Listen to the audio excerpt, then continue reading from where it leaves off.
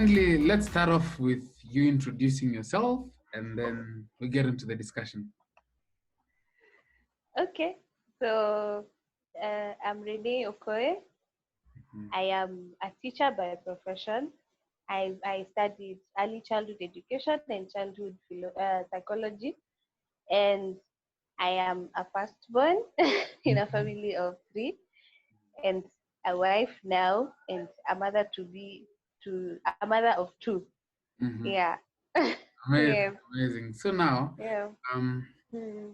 in today's discussion, talking about test drive, sex, and Mm-hmm. drugs. Now, And I'm drugs. curious Yeah. to ask Renee, have you had your Yeah. share of test drives? Yes, I had quite a roller coaster in my early 20s. I I finished high school in 2009. So no, I finished in 2008, sorry. So in 2009, that's when now I basically joined what people call the outside world, which is, outside the confinements of your home, being controlled by your parents. And I was in a boarding school most of my life. I started boarding school in class 7. So throughout, from class 7 all the way to form 4, I was in boarding school. I wasn't staying with my parents. And that one was confining, like, there are rules, regulations. So you come from school, you're at home. At home, I wasn't allowed to really visit a lot of people apart from my relatives and family friends. I wasn't allowed, we were not allowed those sleepovers. That was a no in our house. So when I joined campus, it's when I now started having that a bit of space where I can go and sleep over at my friends. And that's how that I was introduced to that life of, alcohol and other drugs and sex. Yeah. Does it necessarily mean that once you get to enjoy freedom, you most definitely have to go down with the sex and drugs? Not really. Not really. Okay, in my case, I, with time I've come to learn it doesn't happen to everyone. For me, what happened is I was just trying to find myself. Like I was just trying to get in touch with some things I felt were missing in my life. Like I wanted to fit in. I really wanted to fit in. I wanted to have friends, and so in that line, I found that most of the people I was associating with were already in this thing. So for people to, I felt like for someone to accept me in their circle, I had to do what they were doing. And in campus, for you to look cool, for you to look, you are up to date, you are that guy, that girl, you have to participate in these things. Like you can't be in a conversation where people are talking about sex and you're there um, feeling proud that you're a virgin. There was nothing proud about to tell people, oh, I'm a virgin and whatnot. So, well, I went into it because I felt so confused with a lot of things. One, my parents are very strict. They are strict Adventists. We were put through the church, adventurers, pathfinders, all those things. And Bible study and books were there where you're told, you have to read this, you have to do your devotion, have a relationship with God. But then there were other things happening inside the home which were conflicting, you know, where the Bible is God comes out to be this loving father, very accepting, very accommodating, But then in the home, the the father figure in the home is totally different, very different. Like um, he's not that warm and welcoming and all this. He's just strict, like it's my way or the highway. You do what I say, and if you don't do it, you leave my house. So I was battling all these things, and so for me to just get who I was, I found that I went into these things thinking it's fun, and then I had a lot of emotions like frustrations and feeling rejected, feeling not loved enough. So these things kind of gave me solace, kind of made me feel like I'm loved. You know, when you're high on something, your emotions are heightened. So if you are just a little bit happy, now you are happy, like you're on top of the roof happy. If you are sad, they tend to suppress that sadness and make you feel like you're just in this bubble of joy and happiness, and things are not real anymore.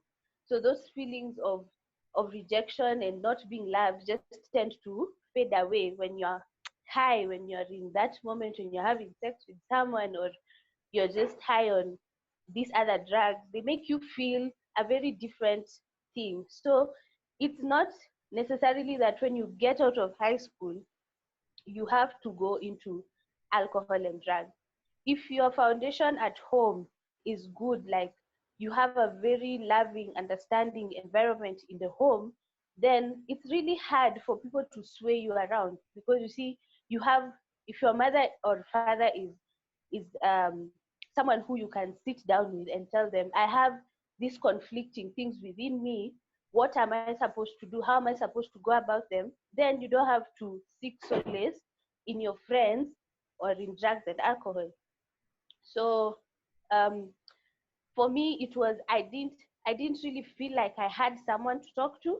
So when these friends showed up and they were like, try this, try that, and you're drunk, you don't have to talk about anything, Mm. you're just happy, and that's it. Yeah. Now, let me ask you, how did you get introduced to this kind of lifestyle? um with alcohol, I met this guy um after high school, who we started dating. For him, he had started drinking way back in high school. Both of us had just finished high school. So he takes me, he we start dating, and then he's like, do you drink? No, I told him, no, I've never tasted alcohol.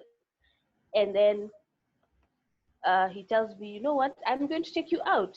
So we go out, and they bring this uh, liquor out, and I'm told, have a taste, have a go at it. And my first taste, it was a bit bad, but then the more you keep taking it, the more it becomes more, it's okay, you just feel okay. And that's how it was from there now. And it wasn't Tasker. We used to call Tasker, these big brands, we used to call them water, because they don't make you drunk so fast. But Mm-hmm. then there are these backstreet alcohol, where the ones people call Makali. Those were That is what I was introduced to the first time. Mm-hmm. So so they really put me on another level. Mm-hmm. Like, if you give me something cheap, something expensive, it would affect me in any way. I drink and go home drunk. I think it meant, I make sure I have somewhere to sleep. I don't go home, because if I go home, it will be war. Yeah. So that's how it started with the first boyfriend, and he's the one now who even introduced me to marijuana. And there's another drug they used to call kuber. It's a it's a medicine that Masais use, but it's also a drug. It's for medicinal purposes, just like marijuana. Some people say it's for medicinal purposes, but then it's also a drug which makes a normal person high. So kuber is he used to get it from some Maasai guys. So you put it inside your lip, yeah, and Mm-hmm. you stay with it for some time. But the minute you remove it, the highness goes away. So you have to keep it there if you want to continue feeling high. Mm-hmm. Yeah. So basically, those are the only things I tried. Which Alcohol, sometimes, I thank marijuana. God. Just alcohol. Yeah, yeah. So I thank God that I didn't get so far to things like cocaine and heroin and all that stuff. Yeah. Mm-hmm. Yeah. Now, there's someone who's watching right now, probably a youth Mm. who's who's in the space where you are in, that is Yeah. taking drugs. Yeah. What would you tell them, Mm. especially a lady? I realized that sometimes in life we are pushed with timelines. I want to be married by 25. I want to have children by this point. But we forget to ask what plan does God have for me? Just waiting to see the path that God has laid out for you. Mm-hmm. Because as for me, at that time that I was in, even when I met my husband, the first thing, because when I met him, I was still struggling with these things. I wanted to get out of them, but I didn't know how to do that because I still felt that they were filling a gap in my life. So when I met him, I told him, this this is who I am. I had accepted that this is me. This is me. I enjoy going out to club. I enjoy drinking. I enjoy smoking weed once in a while. I'm not addicted to it, but sometimes I feel I need it. So this is where I am personally. And then I am into, I have slept with multiple people, so I don't know how I'm going to be faithful in the marriage. And I was really honest with him and told him, this is where I am. But funny enough, it didn't push him away. For some people, they'll be like, oh my God, this one is a damaged person. I can't deal with this person. But for him, he was like, it's okay. We will work through it. And considering that for him, he has never tasted alcohol, he has never touched alcohol. He, I mean, he's just a youth in church doing God's work, very focused in the church, and he was really understanding with me. He told me it's okay, we are going to do, what do you desire right now? He asked me what's your desire, and I told him my desire is to stop. I want to stop. I want to be better. I want to experience life in a different way. So he told me it's okay, I'm going to show you other ways of having fun. You don't have to get drunk to have fun. You don't have to go to a club to have fun. I'll show you how to have fun.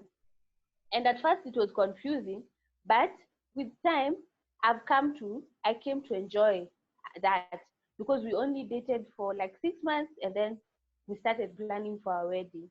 Mm-hmm. So within those 6 months, we really had a lot of fun and it showed me something different.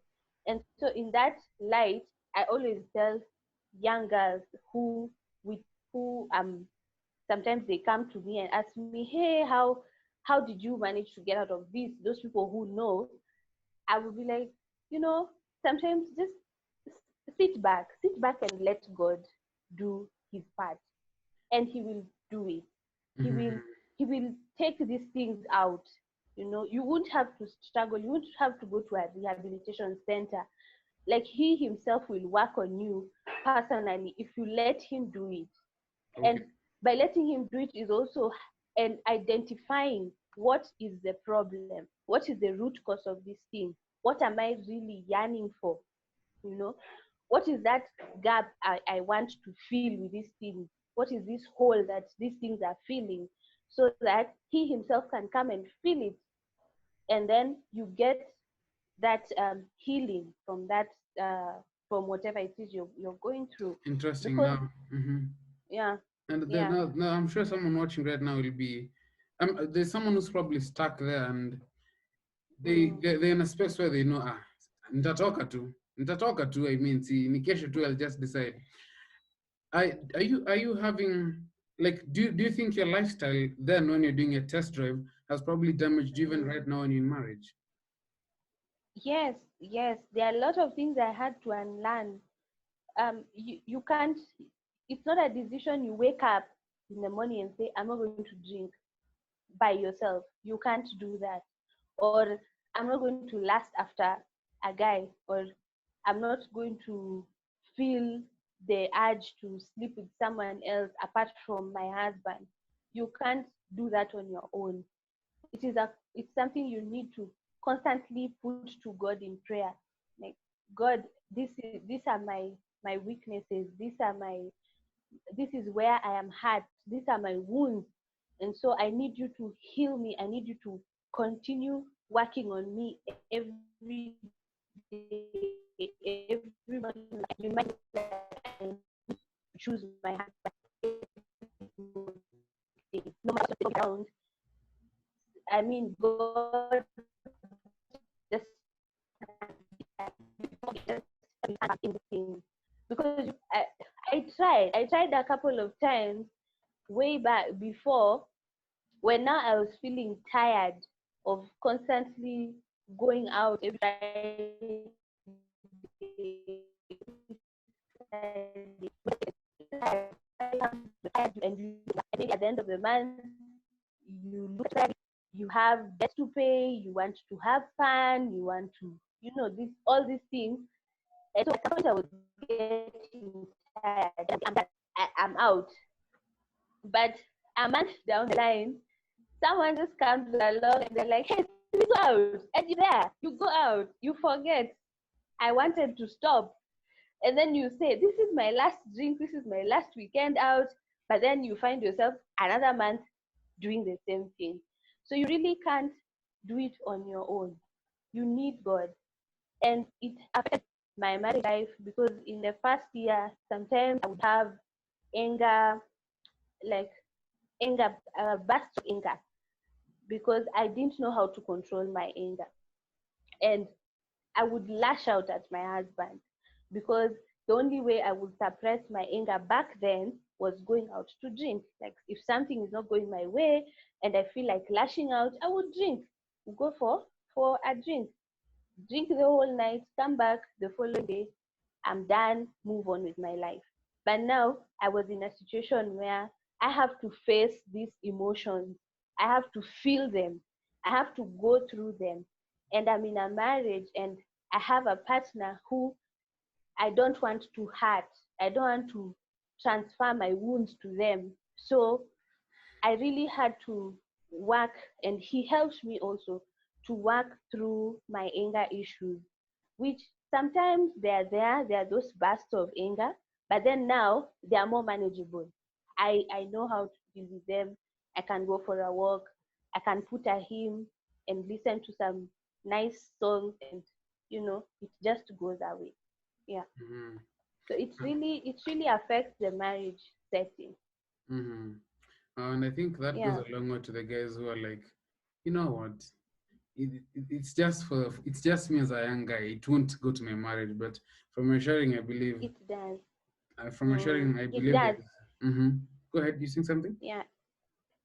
Yeah. Even with the sex part, you know, there are so many things I had to unlearn. Yeah, which I had experienced before. So now in marriage, I had to really unlearn and get these people out of my system, so that I can be able to fully concentrate on my husband and fully be there for my husband, give myself wholly to my husband without having those flashbacks and images of these other people coming in. Sometimes they're there, but I believe God is still working on them. They are more there, as in for the last 4 years we've been together. It has been a working in progress. God has been working in me and even in him to ensure that our marriage is whole, you know. Mm-hmm. So you can't really say for a young person, I mean, don't say I'm only going to do this in my 20s and it's going to be over and done with. No, those things we do when we are single, those things we do outside the marriage, we translate them to our marriages. They come into our marriages. Whether we bring them in consciously or subconsciously, they are there. And sometimes we have to deal with them the hard way. For us to have a healthy relationship with my husband, we have had to sit down sometimes and talk about them. Like, do you miss this person? Do you think about this person? Who really impacted your life at this time. So do you think of him? Do you remember him? And if you think of him, what do you feel? And sometimes I feel like he's putting me in a hot seat, but then it has helped us. It has really helped us to grow. And it has also helped him to understand me better. And and most of the time we pray about it a lot. We really pray about it. He prays for me, I pray for him. And as I said, temptations are there, you know, temptations are there. It doesn't mean that when you're married, now you it automatically switches that I'm only going to be satisfied by my husband. Mm-hmm. Sometimes there's that feeling where you're like, I am bored, I'm getting bored. Satan will try to bring those thoughts like, this person is becoming boring, I need something else, I need something more fun. And he will bring that person back by just a message. This person will come by, oh hi, how are you doing? And those feelings will come rushing back, and you have to confront them and be like, no, I can't do this, and tell this person, I'm good, but go back to where you came from. Go back to where you came from. Let me concentrate on my husband. Yeah. Okay. Now, last question. Even as we come to a close, probably one or two Okay. last questions. I'd like you to give No a thought problem. to this. Mm, What is one of mm, the biggest scars you have, either mm, emotionally or physically, that you still carry with you because of the life that you lived in that test drive moment? What is that one biggest mm. scar that you still pray that he talk it to you and The sex part. The sex. The sex really damaged me in very many ways, because you in that time that you're having sex with people, you're not just having sex for fun. There's something you're looking for. And either you're looking for love or affirmation or security from this person. And most of the time, these people don't give you that, especially for women. Most men out here are not, and I'm not, I'm not coming at men. It's just that it's the reality of things that sometimes, most of the time, men who you meet in clubs and these just random people, they are not there to really love you, to give you that security. They are there to quench a thirst of the moment, and then they walk away, and they leave you with a scar. You know, they leave you feeling dirty, feeling worthless. And so it's something that till date, sometimes when I remember, when I think of them, I I become emotional. Like I can just sit somewhere and start crying and ask myself, why did I do this? Like why did I allow these things to happen? Couldn't I just wait? You know, what was, I mean, sometimes I wonder what was really going on in my mind when doing these things. And it's something every day, and even my husband reminds me, you have to forgive yourself. You are in a bad place, you are in a in a in a very complicated situation, and so these things pushed you to do the things you were doing, and so you have to forgive yourself.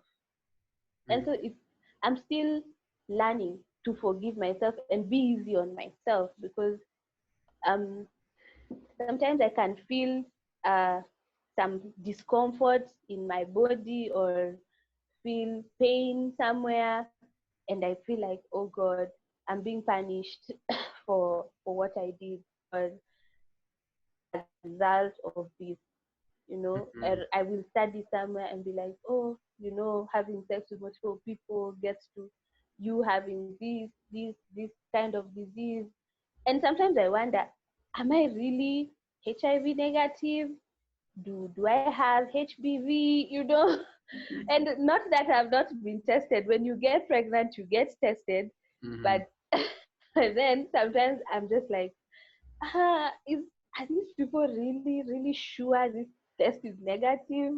Uh-huh, uh-huh. Considering where I was, I mean, it's God's grace. it's just God's grace. And Okay. sometimes we talk about it and laugh about it and be like, hey, sometimes God, if when God decides that this is going to be your path in life, no matter how far you stray, He will try as much as possible to protect you and bring you back. And Okay. that's what I felt He did for me. Okay. And Now the last question. Last question. Well, okay. since previously someone said you said that you're not coming for men. Let know what will be your word of advice to guys who are probably stuck in this also particular lifestyle. What's your word of advice?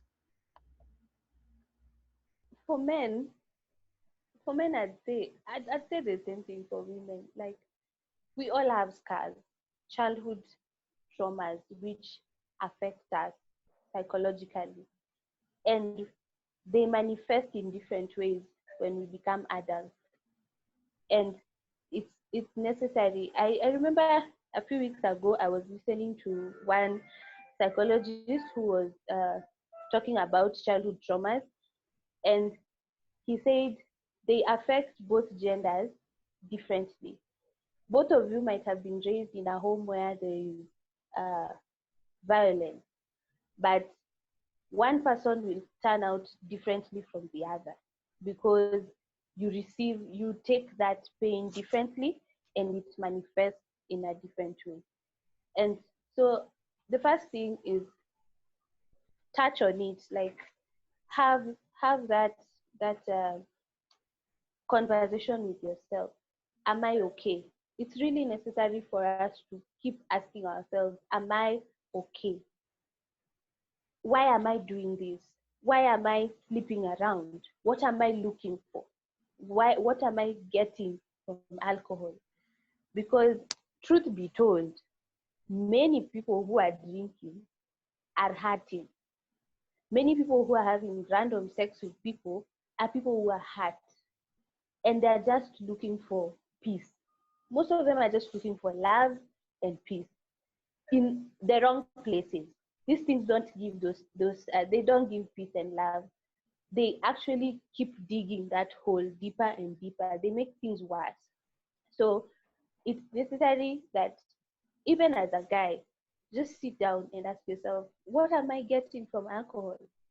What am I getting from alcohol? And if you need help, seek for that help. And the first place where I tell people to seek help is from God. There's no one bad, as in so bad, who God cannot listen to. And if you don't know how to pray, sometimes I have conversations with God, and my husband can come in the room and ask me, Cody, you're talking to someone. I'm like, no, I'm praying. Because he'll find me seated and I'm talking to God like he's right there. And I tell him, I am at this point where I am today, the feelings I have today, I can't handle. I can't continue like this. Can't I'm really trying to understand what you're doing. So please tell me what it is you're doing. Of course he won't respond in words, but then there's a way you'll feel afterwards that will tell you, oh, I'm feeling better. I'm Mhm. feeling much, much better. Yeah. Okay. So start by knowing your problems. It's necessary for all of us to know, who am I? What am I feeling? Where was I hurt? And start from there. That's where the healing begins. And Mm-hmm. then the hope is that nobody has gone too far for God to rescue. No one. There's no one who God cannot rescue. I avoid dismissing people because I look at myself and I'm like, if God dismissed me, I wouldn't be here. Yeah. So there's nobody who God can't rescue from whatever hole they are in. I mean, look at Rahab. Rahab was a prostitute, and God Yeah. used her. She was in heaven, and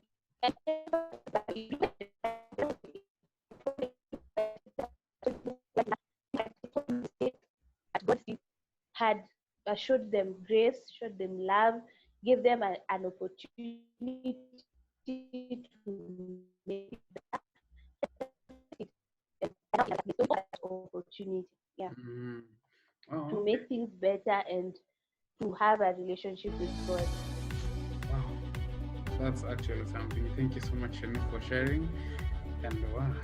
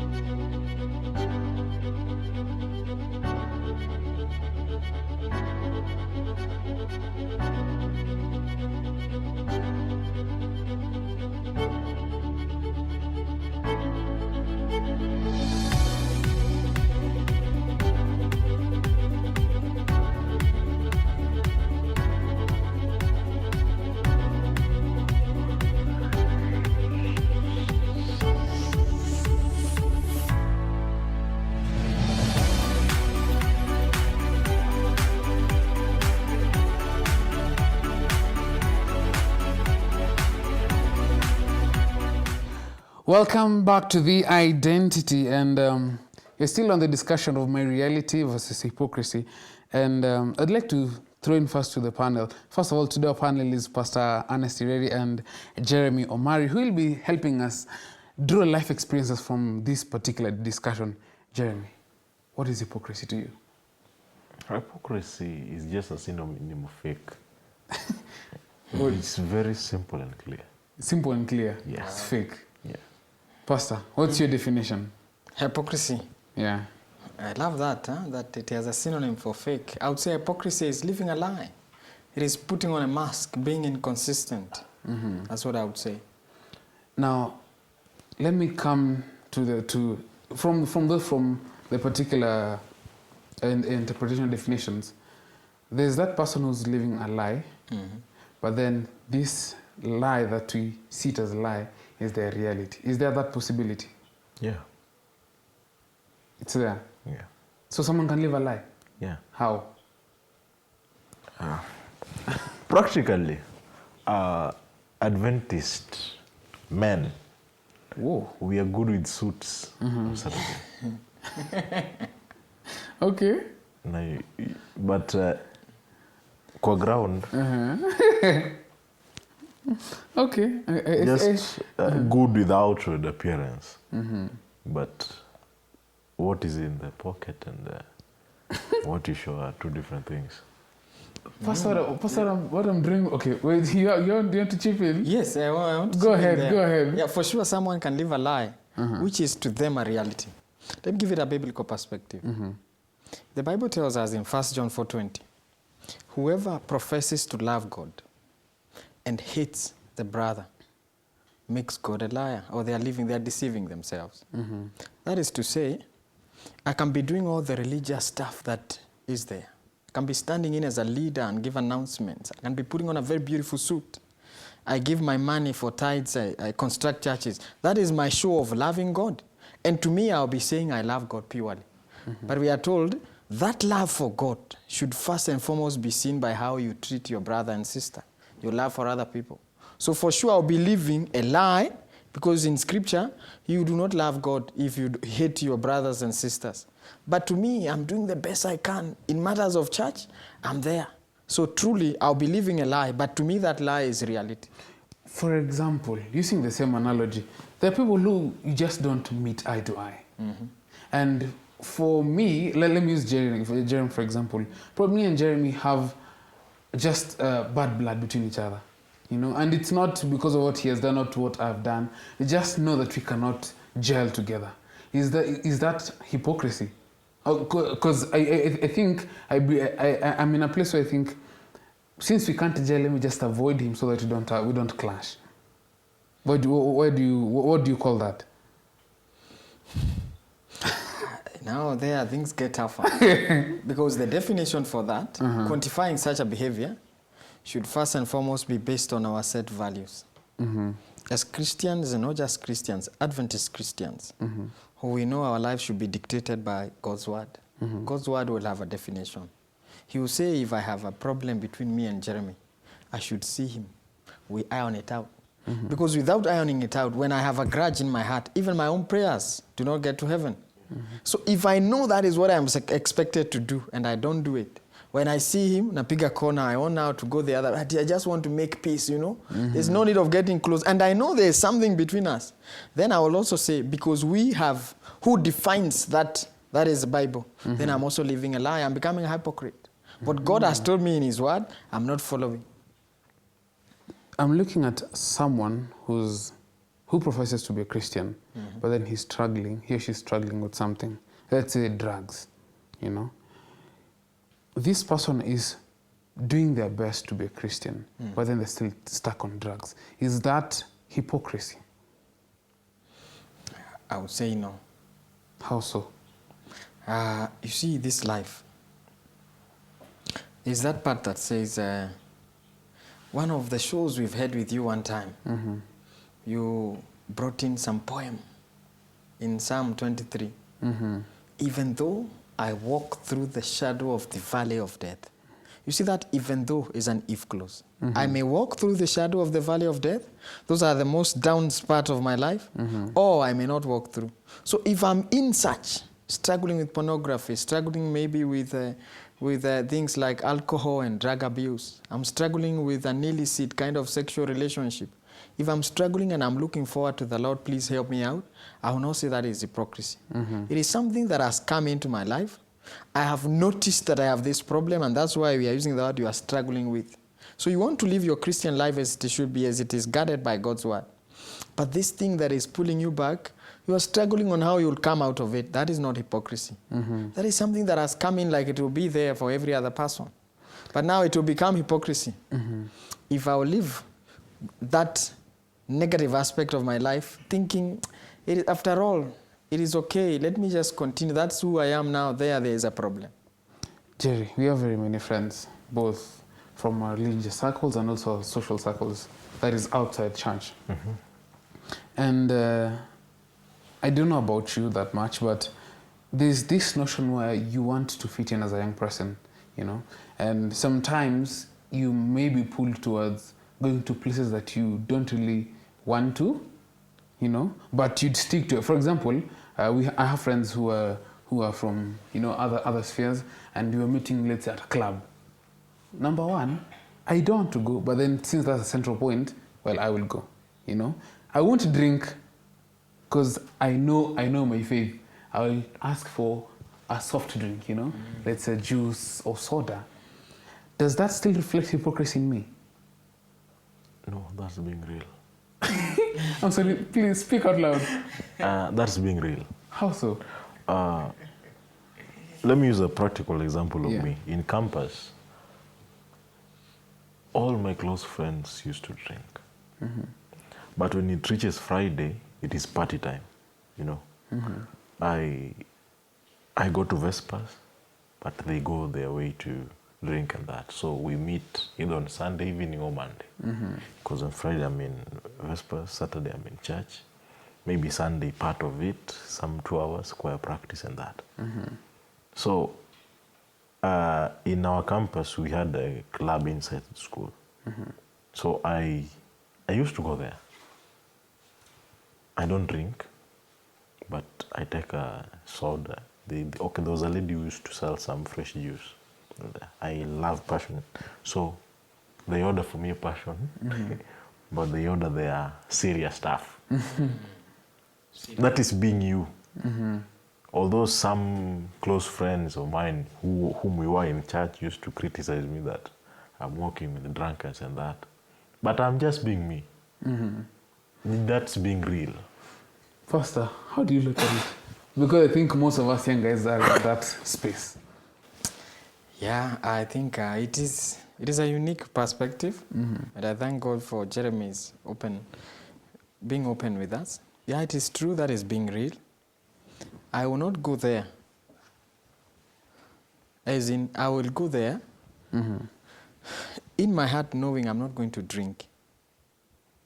But I'm following my friends that we are sitting there. In his perspective of being real is, you've not refused to go, yet inside your heart you have that pinch of you want to go. But because you want to look better, you want to portray another holier, perspective, you don't go. That one will be hypocrisy. But I'll also come in on another perspective and say, being real also means that I need to see things in the perspective that my Father in heaven will see them. When he says, for example, like in 1 Thessalonians 5:21, that avoid even the form or appearance of evil. Some versions will use appearance, others forms. It is not evil for me to be somewhere drinking soda or fresh juice. It will not be evil in itself because I'm not drinking. But you see, the part there says, even the appearance of evil. So somebody somewhere who probably is looking forward to you for spiritual strength. Those things happen. We are living in a cloud of witnesses. Somebody who doesn't tell you, but the way you dress every morning, the way you relate with people of the opposite gender, when you're given a chance to speak, they admire that and they say, God help me. Like young people. Lord, when you give me a family one time, I want to be like that model couple. They do not know whether somebody is looking up to them.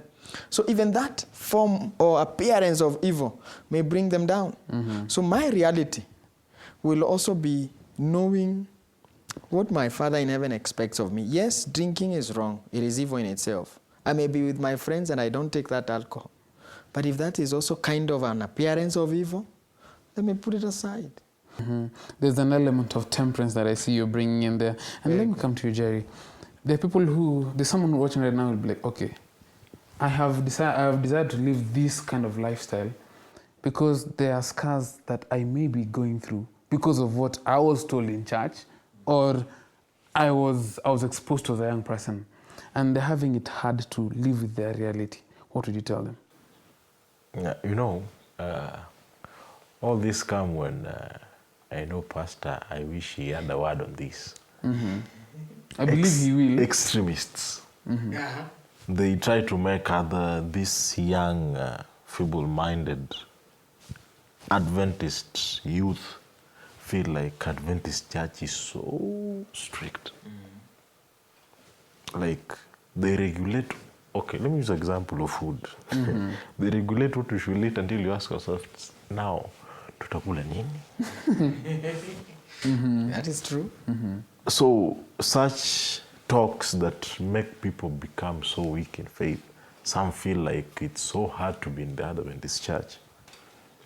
It's better to have fun, but okay, personally I feel like have fun, yes, but have it with limit. As much as you have fun, I know that I should do this, but I should not do this. We tend to live in okay, personally, I love our church, but there's too much pretense. That's something that people fear to speak about.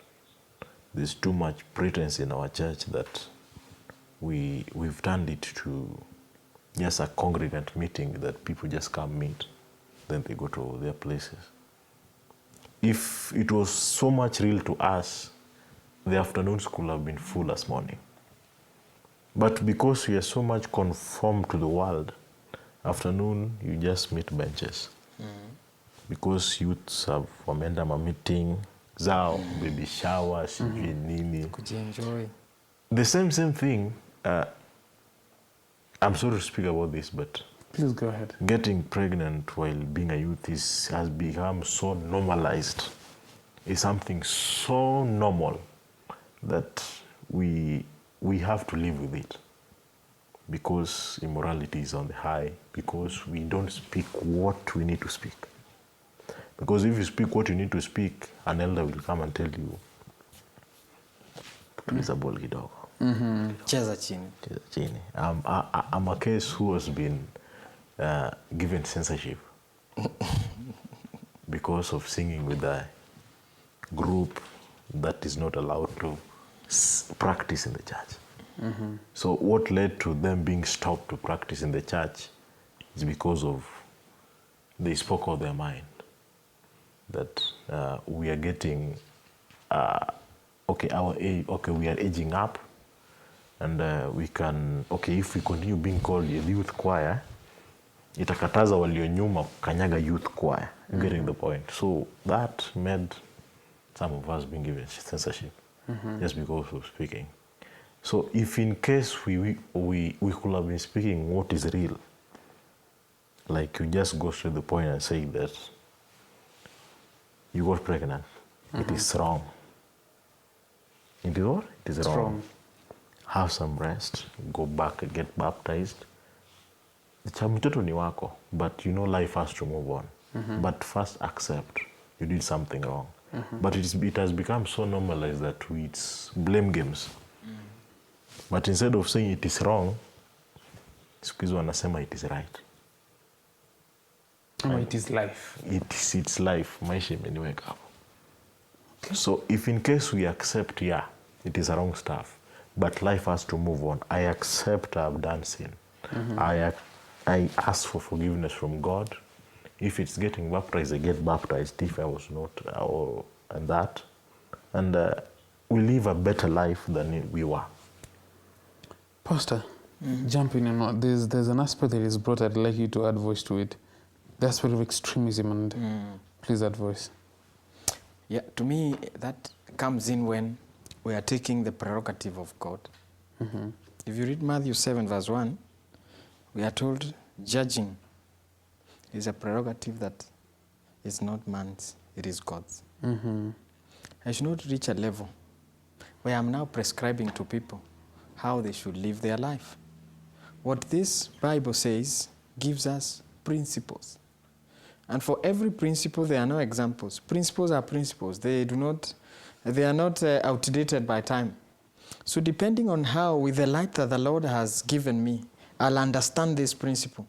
That is what helps me to live my life.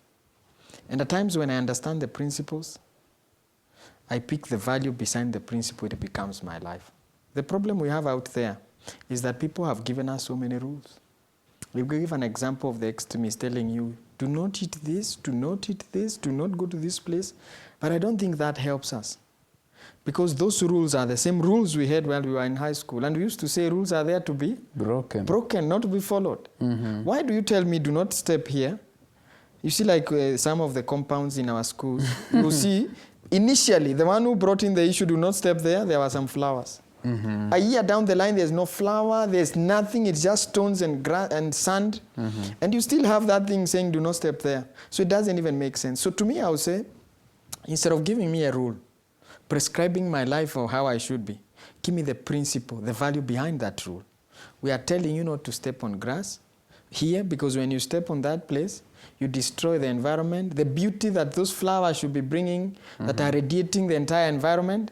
We need to preserve that. So when I know the reason behind this rule, I'll say, okay, so why we are not stepping is we want to take care of environment. I will apply that in other aspects of my life. Even when I go home, I see a flower, I will say I will not destroy it because it is not right. So when I understand that value, I will not have a problem of saying these rules are there. You know, this person has prescribed so many things to me. And I would say that is biblical. I find it interesting, and please correct me if I'm wrong to say this. An extreme view of things is a form of hypocrisy. Let me give an example. Probably, maybe that statement is too huge. Let me debunk it for a second. When someone has decided to be not Christ-like to its full extent, it's a form of hypocrisy, running away from their true identity. Or when someone has decided to be too extreme to the extent that they're going to the extreme end of reforms and all these things, there's also a form of hypocrisy. Could I be wrong if I say that? Jerry? Have you ever asked yourself why our afternoon Bible studies never get a conclusion? Am I lying, Pastor? Pardon? Why our afternoon Bible studies never get a conclusion? I've realized that. No, Interesting. That's interesting. Yeah, okay. It's assumed that everyone knows, okay, has interpreted a verse or an Ellen White book in his own perspective. You've interpreted in your own perspective here. So everyone has a point and wants his point to be valid. I get the point. Like, I'm the one who knows. That is the point. It has reached a situation where that we are doing Bible study, then someone is called in front, an extremist, let me use that title. Then when he's explaining something, that's why I used to hate campus Bible study. I'm sorry to say that. Go ahead. It reached a situation that someone said that Ellen White replaced Jesus. So I asked myself so many questions. Since when? How? Why is it not documented? Like, so I asked a question and I was replied in a very rude way that why are you using too much of Ellen White books but not the Bible? That Ellen White books are so exact. That's why we're using them. So I never asked a question again. So that's why I was saying that our afternoon Bible studies never get over because of extremism. We are so much extreme that we have the point as much as we have the point, but can you listen to someone else? As much as you want to be listened to, can you listen to someone else in the congregation? He has a very good point, or she has a very good point. Wow, interesting. Yeah. Pastor, I don't know if you'll add voice to that, but even as you think about it, I want to ask, is there a possibility where a church generally has created an environment that will basically dictate a form of hypocrisy? Is there a possibility where in a church environment has created a space environment where someone cannot be themselves? They'll just have to live in a particular way, behave in a particular way. Yeah, that is in the affirmative. Of course, there are reasons behind. Some of them are positive. Some of them are not very okay. But I would say yes. You will realize that there are congregations when you enter, you may be new. But that congregation has a corporate culture, has a way that people should dress. If you come in a dress or skirt that is somehow where the church said this is the limit, the ladies there will be asked to go and help you. And you'll get into that church either if you accept to be wrapped in some lasso, if not, you will go home and change. So that may make that individual to live a life that they are not sure. Yet, when they are coming in, you see there are these scales of our growing in grace. Our fundamental belief, number 11, speaks about growing in Christ. Our growth is not the same. There are those who have grown in their spiritual walk with the Lord. They are ahead, miles ahead. They should be help you hold your hand. Another one is joining that journey. So we are not in the same level.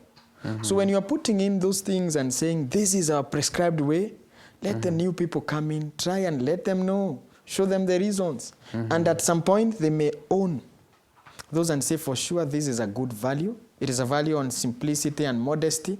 This is what I want to go through.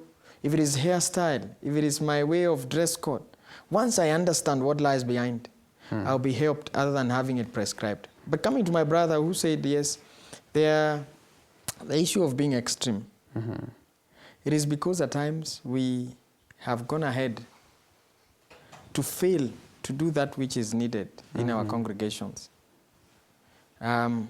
That point has escaped my mind, but I know it will come back again. Okay, thank you so much. Now, we're coming to a close, and I'd like you, Jerry, to speak to someone who's watching right now, who's probably in denial of their reality. What would you tell them? At some extent, no one is in denial of the reality. The problem is that they don't want to accept themselves. This is my reason for that. That point where you realize you need to be real, it's that time you'll start being straight with your life. The problem with us youths, we hatutaki kujikubali tulivyo.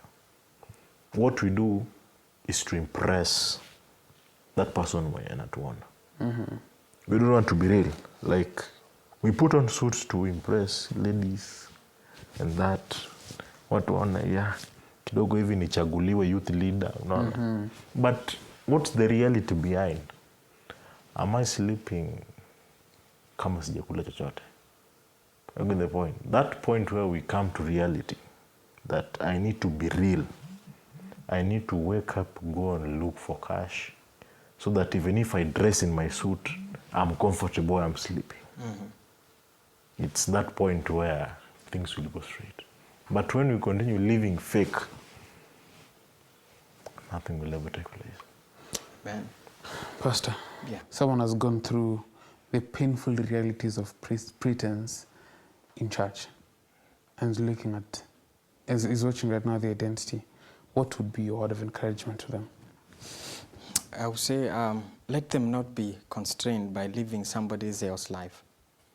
Because God and His Word and the influence God and His Word has on our lives won't be different for every other person. Today, if I know Christ when I have a problem of money when I'm in campus, I will look at Him as my CDF, my bursary.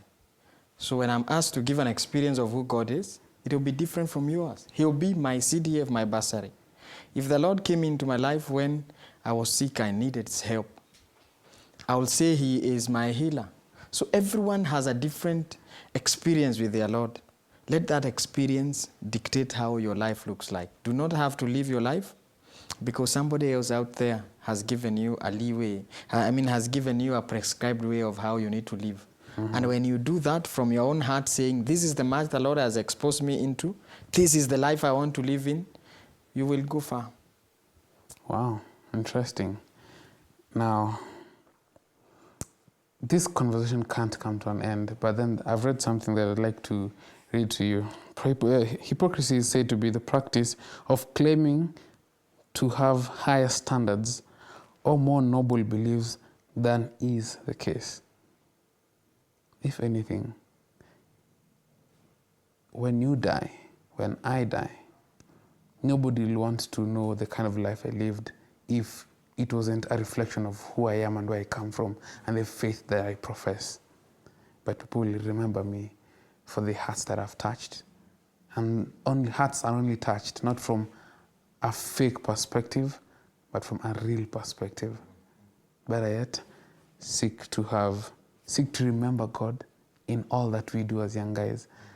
And one thing I'm sure of, when we will become real with ourselves and put aside hypocrisy, our Bible studies will make more sense, for we'll be seeking to understand God more and have Him impress truths in our lives that we can use not only to get ahead with life, but also associate better and be progressive in life. Thank you for watching.